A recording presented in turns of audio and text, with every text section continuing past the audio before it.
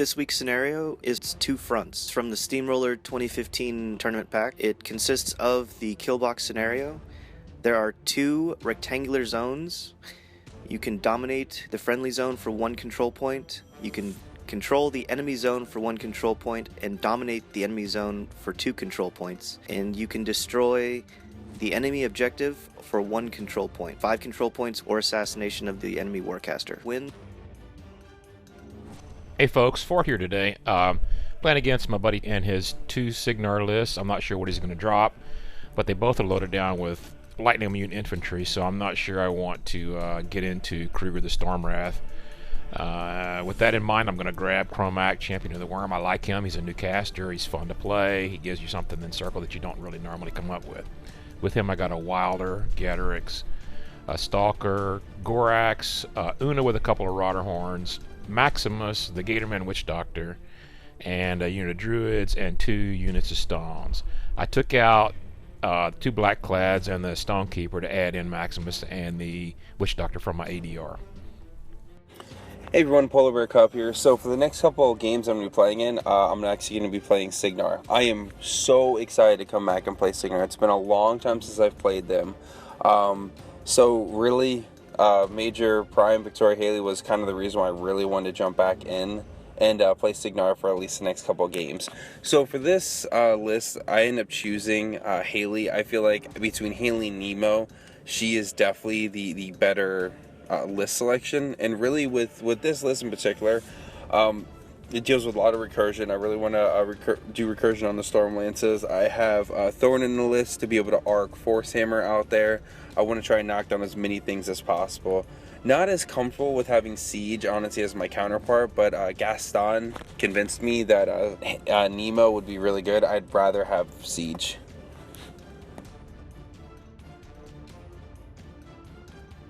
Alright, so I was able to win the roll-off. So I put my trenchers forward up in the front because they're going to be advanced deploy. Really with this, I'm going to try to keep everything centrally located. I deployed the Tempest Blazers on the left-hand side to kind of flank. The rest of the army I'm going to kind of have more towards the right. Gun mages are really in the list. With the unit attachment, they're going to be needing 7s really to hit his guys in the cloud, the Druids. Really going to try to remove as quick as possible. It's going to be a cloud versus cloud game. I really feel like Cygnar, at least right now, has the better advantage for the clouds, mainly because Haley3 is awesome. Well, he has a big long line of stuff. He's got all of his lightning immune stuff kind of toward the middle of the board. It's not nearly as much as I had thought it was going to be. There are no Storm Blades over there, but he does have the Storm Lances. I'm going to put the Stalker where he can get to those woods maybe and mess with the Tempest Blazers. Una boat I'm going to have toward the same side there maybe so you can get behind that wall. And I'm going to have 1 Rotterhorn on each side of the line with the rest of my stuff heading toward my zone. And then really for my advanced deploy, it's 6 trenchers, just putting them up there as far as possible, keeping them spread out enough so these circles, the clouds will be able to overlap. That's really going to be for whenever I put tactical supremacy on them. They're going to be good. And my Druid's just going to stretch across the front of my army, get behind that wall a little bit maybe, and got some long range shooting that you might get to them with. I don't think so, but it's possible. I'm going to play the cloud game with the trenchers until I can get a Rotterhorn or a Stalker or something into them and end that quickly. We'll see what happens though.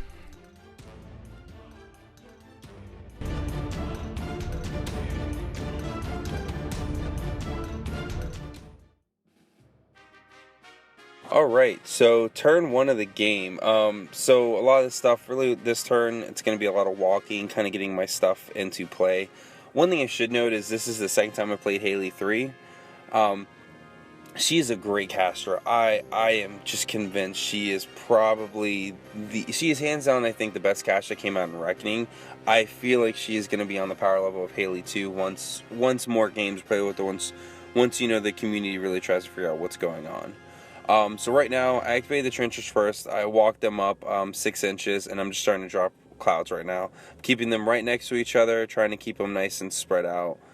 but also really, you know, want to drop these clouds, have a good base. Min unit, I think, is perfect for this. Once you start getting into the 10 unit, I think it might be just too much. Next, activate Thorn. Thorn just walks up. I didn't allocate any focus this turn. Probably should have. Probably would have been a good idea to run Thorn out a little bit further. Next, my gun mage activating. They're running forward. I want them right behind. They're going to be able to shoot, remove stuff. They're going to do a whole lot of work, I think, this turn, this game. Tempest Blaze activate next. They run up. They're not really going to do anything else. They're not far enough to shoot right now. Next, Black 13 activates. They're going to move up behind the wall, run. Now my Cavalry, Storm Lances, they're going to activate. They're all running up to kind of get up in the air. Finally, Haley3 activates. She's going to walk her 6 inches. She's going to spend 4 focus to drop both old Haley, baby Haley, and Grandma Haley, as they've now been affectionately called. And she's going to spend 2 more to cast Temporal Flux, just to make sure. Now, one thing with this game, I totally forgot that Temporal Flux is 5 inches. I was playing it 2 inches pretty much the entire time. Oh, my buddy PolarBearCub forgot the Tactical Supremacy move, but we're going to go ahead and let him do it. We're just playing a friendly game here. The lightning storm outside might have discombobulated him. Anyway, my Druids are going to move up here, and we're going to try to play the cloud game with him, as I said earlier. But I'm going to shift more towards the top of the map to cover my zone. That's where the bulk of his army is. The Stalker, if he gets a chance and gets into those Tempest Blazers, can make a mess of him. So I'm going to let him him and maybe Una have to deal with that. Speaking of Una, she's going to get behind that wall. But first I'm going to run Maximus over here. I screwed up there. I didn't think of the water as being difficult going. So Maximus went probably a little further than he could have. The way that I measured, I could have went around those stones. And now I'm moving the stones up. This is not the way you should move stones. You should always move the leader first, and then the 2 outside stones, because the rules state that a unit cannot be placed out of formation. So if you move the leader first, he's in formation all the time, and then the 2 follow-up stones can't be placed out of formation. So you can't place them in a spot where they're not going to be able to teleport on the next turn.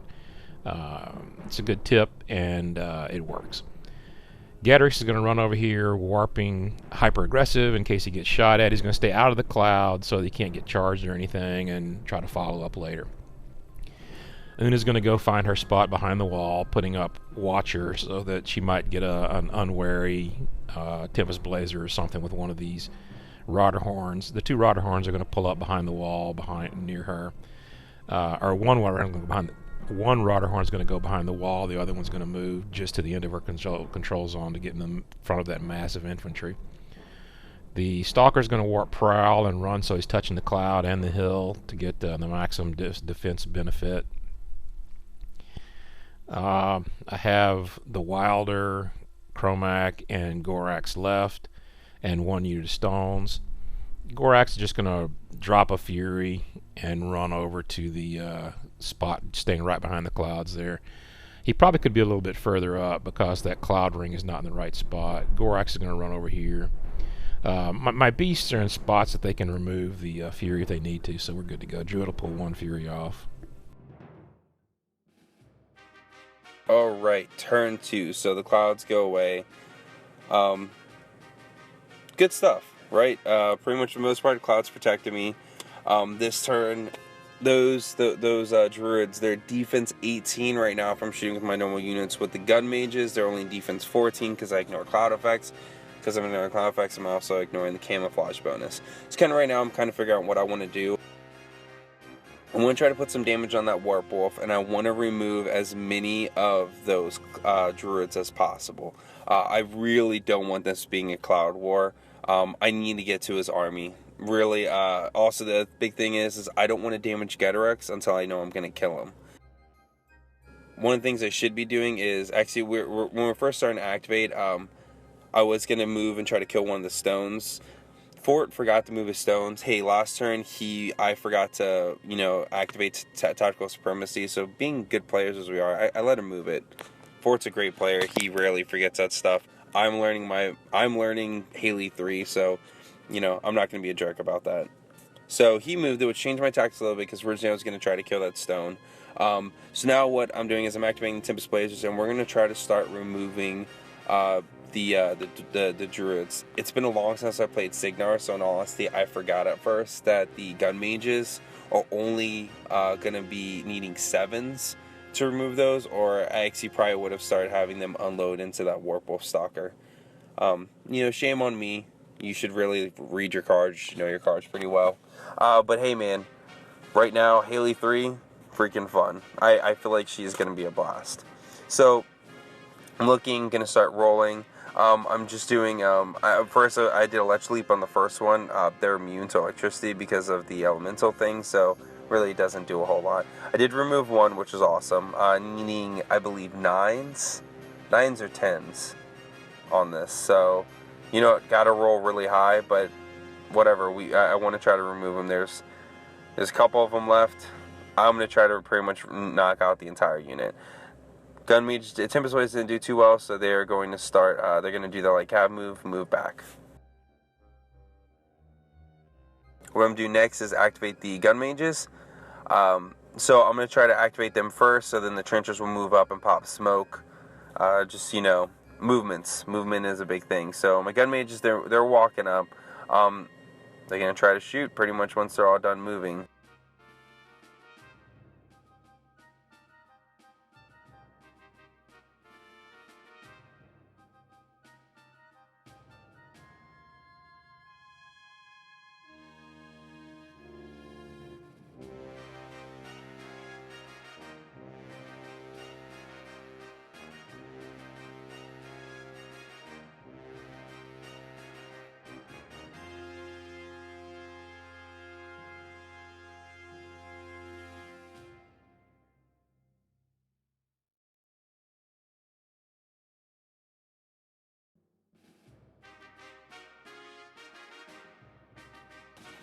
And as you can see, my Gun Mages, they're doing really well. I'm getting some really good dice rolls. You know, I only need average, but it's always good to have, you know, the above average. So, being able to remove as many as I did. Now, I did have an issue where one of my Gun Mages was actually out of command. So, one of my Gun Mages did not get to shoot. Yeah, that was just my fault.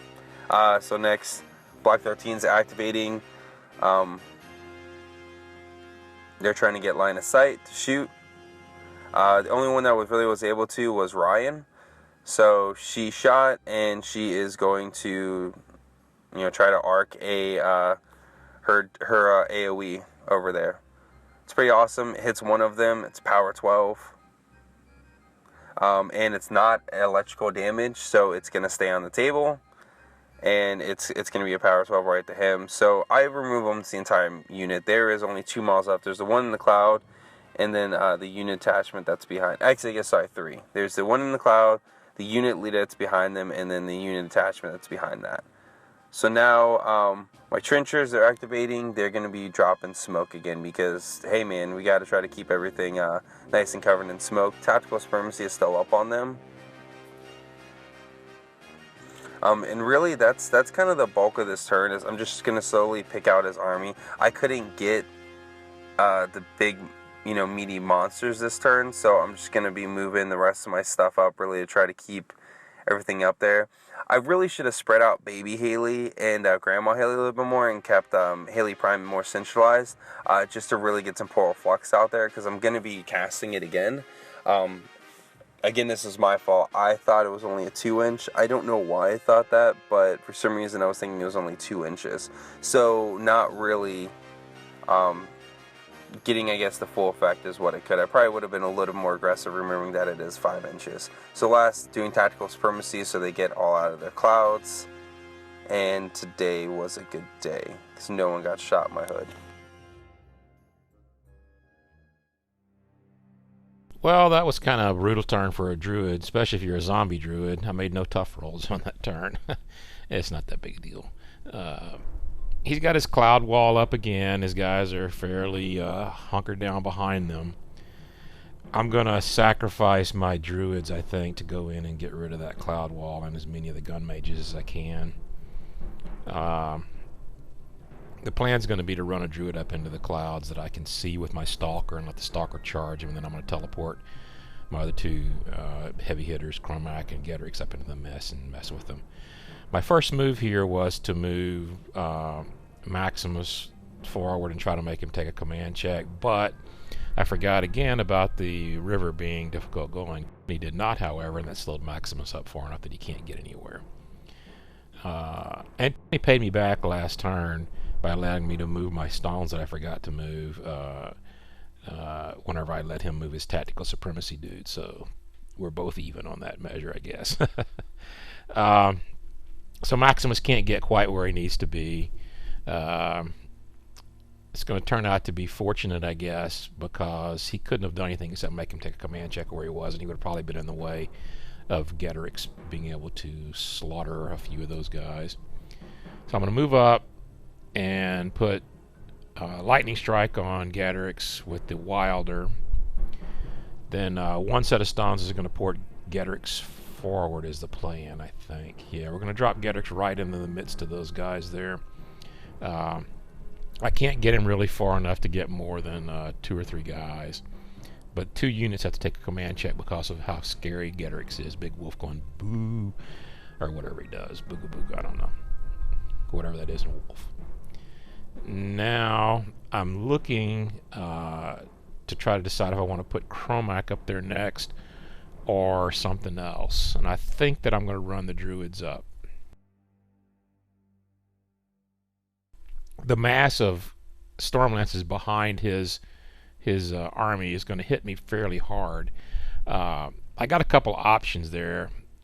Once I see what gets cleared out, I might be able to sprint forward into his Stormlances. Taking their charge away is a big deal, especially for something like Ghetorix that's armor that has unyielding.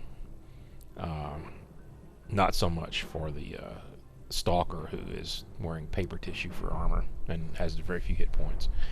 I probably should have run the Druid that was over by Maximus to engage to allow me to charge him instead of the UA. I could have kept the UA and the leader safe for another turn if I had done that. But I wasn't sure I could squeeze around through there. On hindsight, I could have. I just didn't do it. It was a mistake. Now, E-Kromac's up there into the midst of all of this. They both were teleported, so my stones are going to be kind of out of place for next turn. But I have them set up so that either unit of stones can teleport a stone of either other unit of stones. So once I sprint back, I'll be able to get at least one beast inside a set of stones next turn, no matter what I do, unless he kills one unit.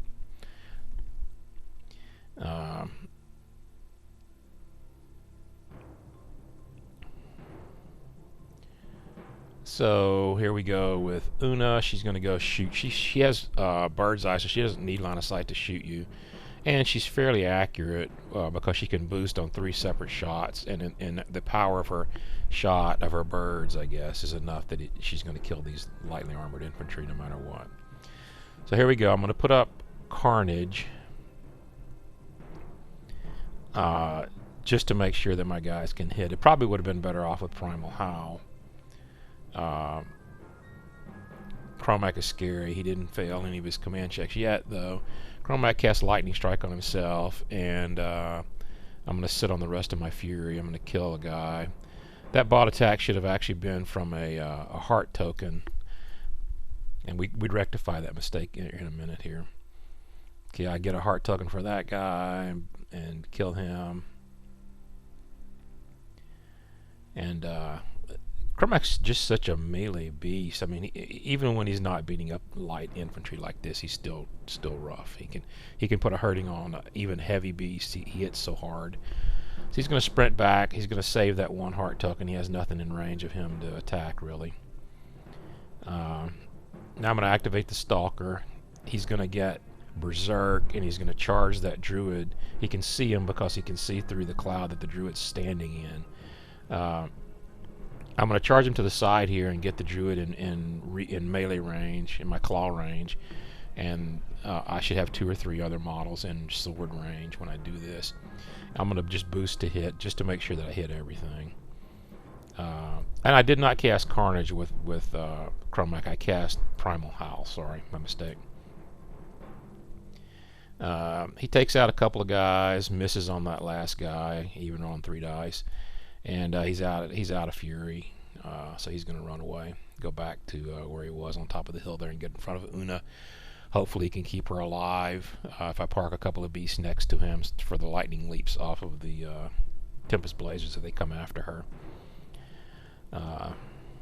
She has a couple of transfers too. She kept Watcher as well, so she's doing pretty good.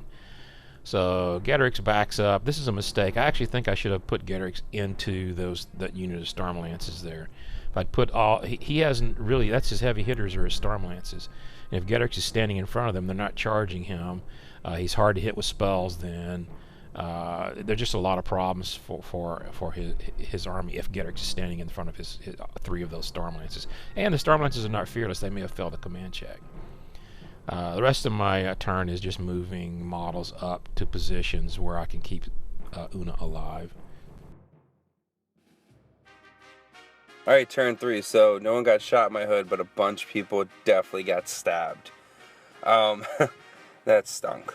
Alright, so this is going to be a pretty big turn for me. I feel like this needs to be a feat turn.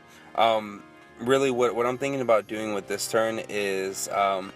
well, first, I need to take a look at my trenchers. My trenchers, they're far enough away where they're not in formation. So one of the guys, he's the unit leader, the one on the furthest left, and my gun mage just broke.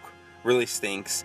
Funny thing is, I forgot that these were the objectives. I still don't think, because mine was, no fearless.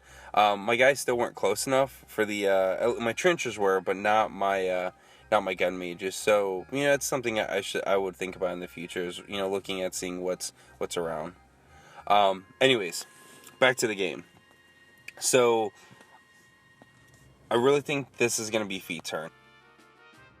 The 2 things I want to knock down is I want to knock down that Warpwolf Stalker. I want to slam him and try to get him knocked into the Gorax, the Griffon, all that stuff. Just slam him right back and just pretty much treat him as a bowling ball.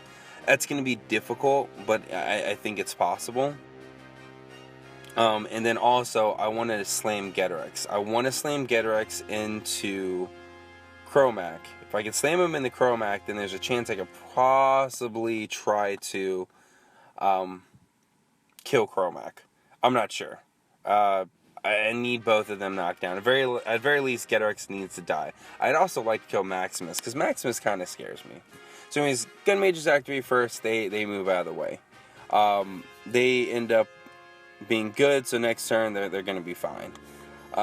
Next, what I'm doing is I'm activating Aiyana and Holt. Aiyana is going to cast the Kiss on Ghetorix. Succeeds, so now everything's going to be +2 damage. Now Holt's going to take some shots. I believe he gets one of the shots. Ghetorix has a lot more armor than I actually thought he did. So, gonna need to knock him down and just... My goal is gonna be, if I can't get the E-Kromac, then I'm going to knock Ghetorix down and kill him with the Stormlances.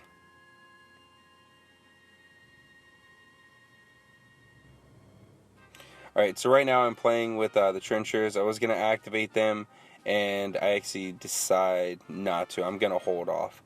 Really just because I need to get everything else moved out of the way. So I'm going to activate Black 13. They're going to take some shots. They're going to remove... I'm going to try to remove, I should say, and a little bit more of the Druids. So they take some shots, and they get the Druid. At least one of the Druids removed.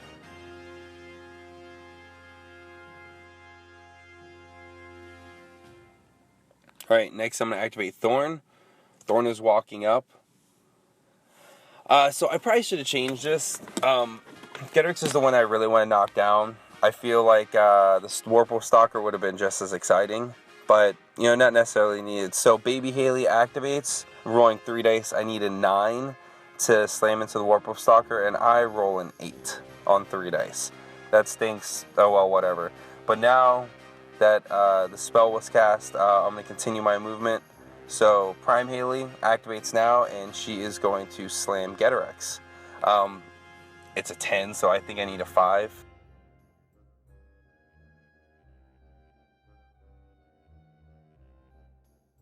I don't boost it. I get it. He slams, unfortunately right into the objective. He's not going to hit E-Kromac. But it's a boosted damage roll because he slams into it. I'm not gonna boost damage roll. I'm already rolling 3 dice. So it's pretty decent amount of damage to us too, which is good. And I'm gonna spend the last 2 on Temporal Flux.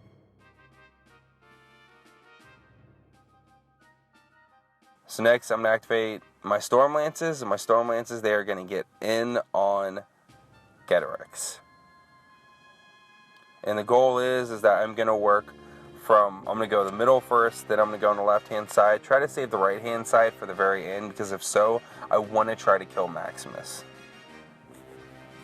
Honestly, I probably should have had one of those Storm Lances just charge Maximus. That might have been a better idea. Oh well. So, his Griffon gets off the Watcher, so he gets the move. And he does damage, just enough damage to actually remove one of my Storm Lances completely. So my other Storm Lances, they're activating. So now I have 4 instead of 5. They're getting in there. We're gonna do some work. We are going to kill Ghetorix this turn. I'm determined. They are plus, because they're charging. You know, they're gonna get their shots. All of them are at +2 because of Kiss, and then whenever they charge on their actual charge stack, they have Brutal Charge, so they're +2 damage as well. So I believe they're rocking a POW 17 effectively on their charge attacks.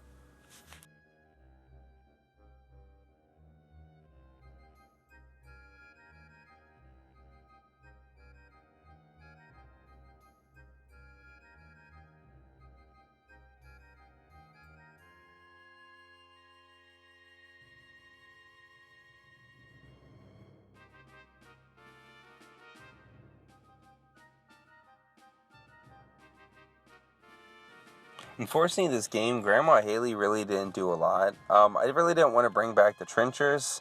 I probably could have brought back some Trenchers, but I didn't think it was nearly as helpful. Hey, yeah, and Ghetorix died. Sweet. So now I'm going to try to attack Maximus, and I missed, I believe. Or I rolled to hit, but I did not do enough damage. I think I did like 3 or 4 damage to him. So I probably could have had Grandma Haley do a little bit more. There just wasn't a whole lot for her to do, really, this game. My Tempest Blazers are activating, by the way. They're going to be shooting at the Warpwolf Stalker. Looking back at Haley3, I probably didn't have to move her that far up. I could have really checked my control area to see where Ghetorix was. Had have been a little less aggressive, but, you know, I did leave her out in the open, but I feel like I've done enough damage where I potentially could be safe. You know, she's seeing defense 18. If he tries to hit her with a range attack, she's defense 20. If you try to charge, she's defense 20. I'm feeling pretty good about it. I definitely could have kept her more safe by maybe even running the Tempest Blazers right around her. So, you know, something can be teleported in there. But, hey, you know what? We'll see what happens. Well, he got Ghetorix like I thought he would. The knockdown on that Force Hammer is really good. Takes away pretty much everything that Ghetorix has as far as armor buffs.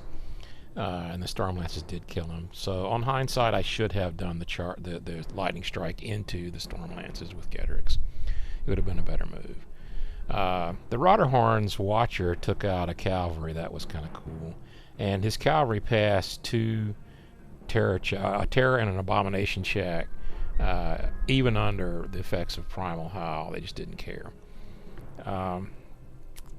Looks like his cache is too close to E-Kromac. I don't think he realizes that I can put a stone on E-Kromac and teleport him. So that's what I'm going to try to do. Maximus is going to go in here and try to take out as much of this cavalry as he can. I'm not sure how much he can, but he does hit hard and he has Berserk. I haven't really played with him a whole lot. But the one time I played against him, he made Anastasia fail a command check because I got too close to him and it cost me the game. This time he's doing pretty good. He's taken out 2 cavalry so far. 3 cavalry. Last guy to go. Oh, I left him at 1 health. Go Maximus. That guy's bad. I'm going to put him in another list someday, I think. Too bad you can't cast spells on him. He'd be really cool with some circle spells. Trying to figure out which Haley is which. I always go after the flying Haley, because to me that looks like she should be the leader of the unit, the actual warcaster, but she's not. I've got it figured out, measured my control area, I can see him, so we're going to teleport. The green set of stones is going to teleport the black stone, the number 2 black stone out of the black unit, and then now we're going to teleport Ghetorix to her face. He's sitting on a full load of Fury and a heart token, so he's going to cast Carnage. I don't know why I did that. I could have just bought attacks and beat the heck out of her. She shits you pretty late. I probably don't want to mess up the body too much. She's going to be tasty morsel. So get her. We're hitting her so hard that we really only need to hit her once or twice probably. So that was the hit. Now I'm rolling my damage roll, and that's enough to leave her at 2 health, I believe, or 1 health actually. And then now I hit her and she's dead. Good game. I need to not forget my heart token for Haley. I'm gonna write that on the heart token. Haley's heart. He'll put it on a locket around a chain around his neck. Anyway, it's always fun playing Grandmaster BearCub T. Hopefully we'll meet again soon. Death by stones. I really should have seen that coming. I felt pretty confident where I was, even with the defense 18. I was pretty confident, but I really should have used the Tempest Blazers to go back and shoot the stones, either turn 2 or turn 3 of that, or really focusing on the stones. I think would have helped out a lot. Even killing one of them would have made it to the assassination wouldn't have happened. Overall, though, I'm pretty happy with the performance. I absolutely love Haley3. Definitely need to get more practice with her. Need to get more practice with the faction again. I have been out of it for a long time. So, hey guys, I'm hoping the next time that I play, it'll be a better showing. Thanks for watching, though.